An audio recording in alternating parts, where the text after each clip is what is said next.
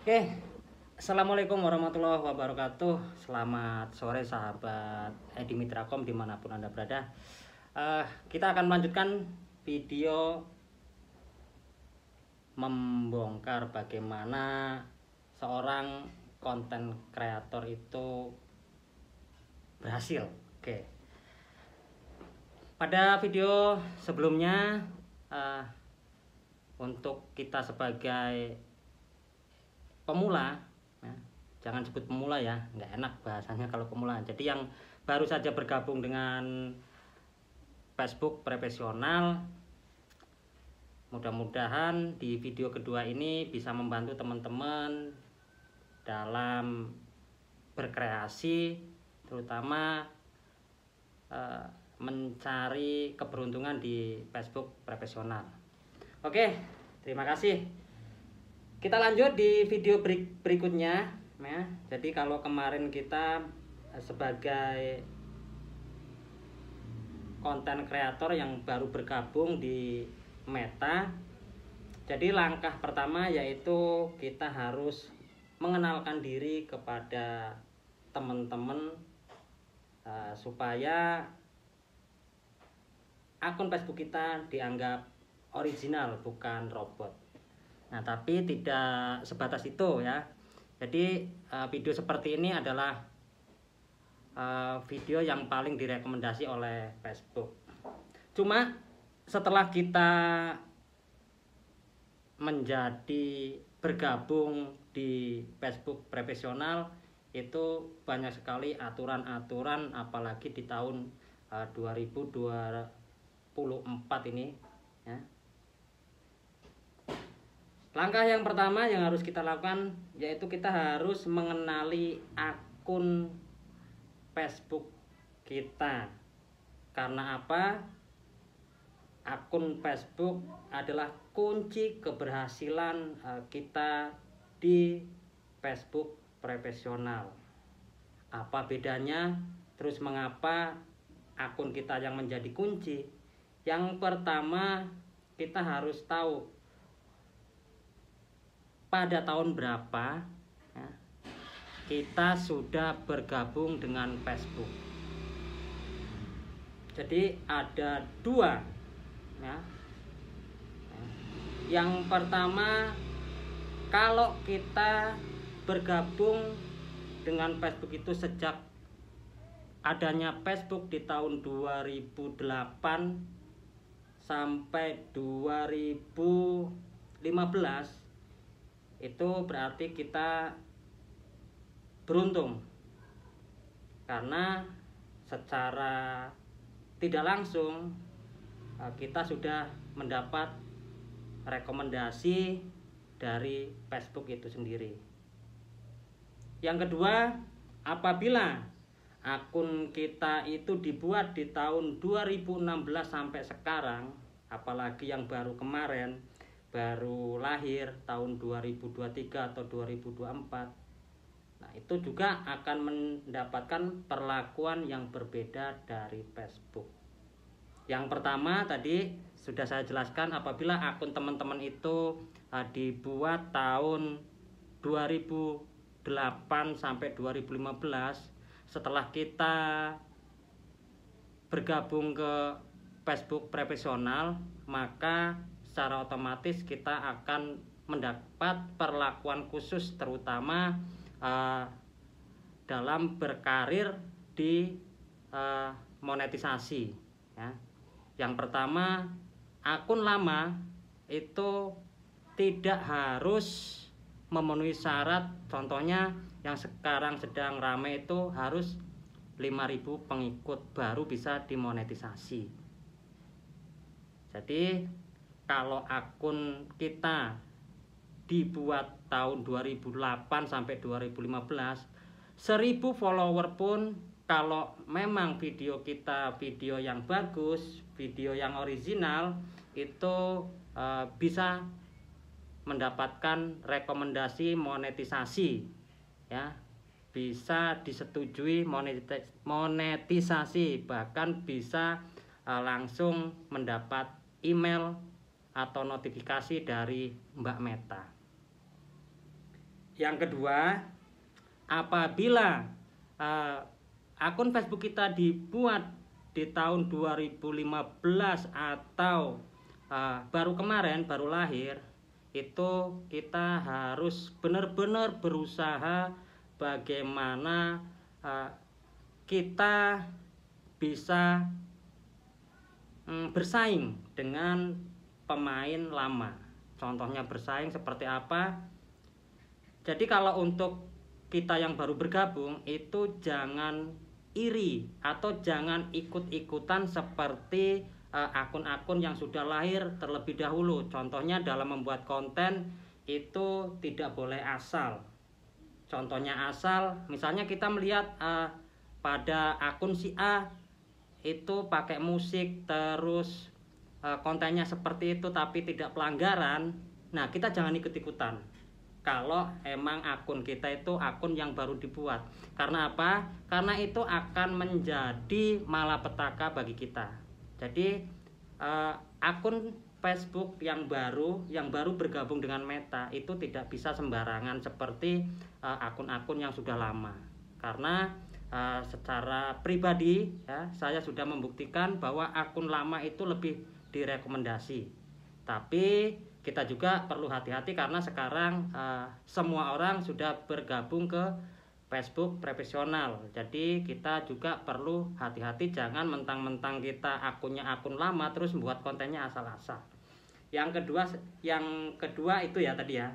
Jadi terus bagaimana cara kita bisa direkomendasi, bisa bergabung, bisa mendapatkan cuan di Facebook? Yang pertama yaitu mode profesional.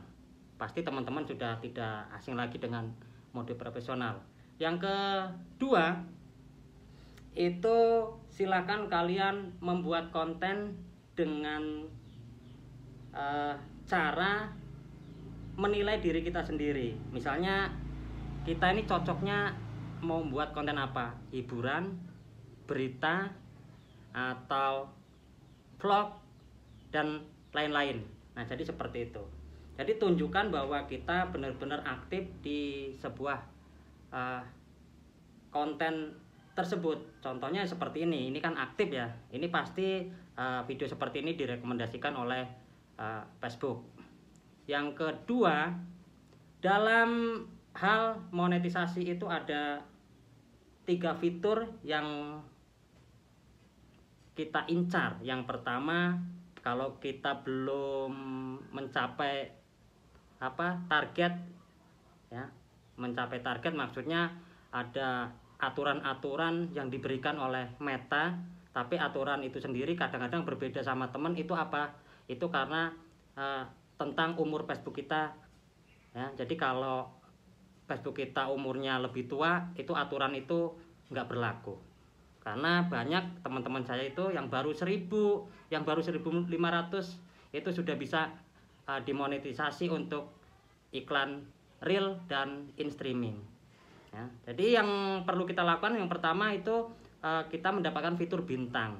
Itu pasti fitur bintang itu kalau kita sudah 500 1000 itu setelah kita daftarkan mode profesional pasti akan mendapat fitur bintang. Yang kedua, fitur iklan real ya. Iklan real itu berarti kita kalau di peraturan sekarang kita harus mencapai 5000 pengikut, tapi itu tidak berlaku untuk akun lama ya. Yang ketiga adalah iklan in streaming. Iklan in streaming, iklan yang seperti ini. Jadi teman-teman seperti ini. Supaya kita nantinya tidak kecewa ya, sudah capek-capek membuat konten tapi ternyata konten kita tidak bisa dimonetisasi. Itu ada beberapa hal. Yang pertama yaitu tentang konten yang tidak asli. Konten yang tidak asli maksudnya adalah bukan konten dari orang atau konten bahasanya re-upload atau apa. Itu bukan. Sebenarnya Meta itu sendiri memberikan fasilitas-fasilitas seperti itu. Intinya kita berinteraksi dengan teman-teman ya. Jadi kalau yang tadinya belum pernah berinteraksi itu akan susah mendapatkan rekomendasi, bahkan untuk mencapai target mendapatkan iklan real itu sangat susah ya. Tapi kalau emang kita itu sudah berinteraksi dari awal, berinteraksi dalam arti video yang kita buat harus ada interaksi, paling tidak kita menampilkan muka seperti ini. Terus kita jangan iri, maksudnya jangan iri, jangan ikut-ikutan membuat konten konten si A itu seperti itu bisa dimonetisasi, kenapa punya saya enggak, saya mau coba-coba. Jangan ya, karena itu akan menjadi fatal. Contohnya misalnya konten yang mengandung unsur musik ya, misalnya untuk yang baru bergabung di Meta itu musik sangat tidak dianjurkan ya, tidak dianjurkan itu karena nanti akan terkena pelanggaran seperti hak cipta dan lain-lain. Contohnya video-video yang dibuat menggunakan latar belakang bukan kita, jadi itu video original kita, cuma cara mengambilnya kita hanya menyoting tanpa ada muka kita, terus tanpa ada suara kita, itu juga nantinya akan sulit dimonetisasi.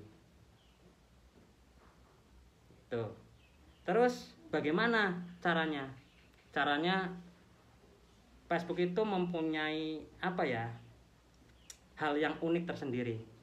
Jadi suatu saat video kita pasti salah satunya akan direkomendasikan, dan misalnya ada target yang harus dicapai, contohnya seperti 5.000 pengikut, terus 60.000 jam tayang, nanti itu akan tercapai sendiri. Jadi kita jangan mikirkan itu dulu. Yang penting kita sekarang membuat konten itu kalau bisa konten yang mengandung makna, interaksi, bukan konten-konten yang sekedar untuk menghibur, tapi menghiburnya bukan dari diri kita sendiri. Itu sulit, kecuali kalau tadi akun kita adalah akun lama, itu sampai sekarang masih aman-aman saja dipakai. Tapi kalau akun baru langsung membuat konten yang sama seperti para kreator yang sudah duluan, yang sudah tahun-tahunan menggunakan Facebook,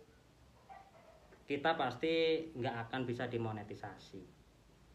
Jadi kita bongkar yang kedua ini, yaitu tentang kenali dulu akun kita.